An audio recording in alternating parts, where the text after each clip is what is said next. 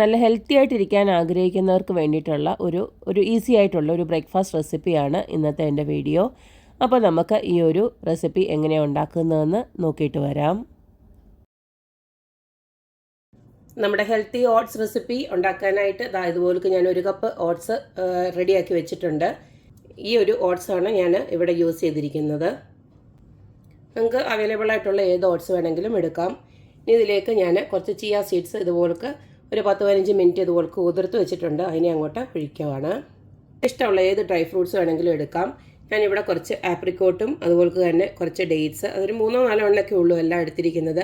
അതുപോലെ തന്നെ നമ്മുടെ ഫിഗ് ഉണ്ടല്ലോ, അതെടുത്തിട്ടുണ്ട്, ഫിഗ് എടുത്തിട്ടുണ്ട്. പിന്നെ അതുപോലെ തന്നെ ബദാമും, പിന്നെ അതുപോലെ തന്നെ കുറച്ച് കാഷ്യൂവും, അതുപോലെ തന്നെ കപ്പലണ്ടി എടുത്തിട്ടുണ്ട്.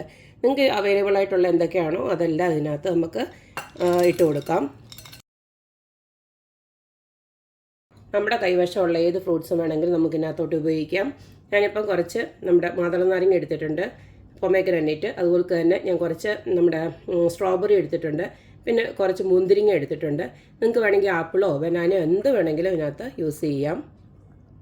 ഇതൊന്ന് നമുക്ക് ആദ്യമേ ഒന്ന് മിക്സ് ചെയ്തെടുക്കാം. ഇതിലേക്ക് നമുക്ക് കുറച്ച് പാലൊഴിച്ച് കൊടുക്കാം. ഒന്ന് മുങ്ങി കിടക്കുന്ന രീതിയിലുള്ള പാലൊഴിച്ച് കൊടുത്തേച്ചാൽ മതി.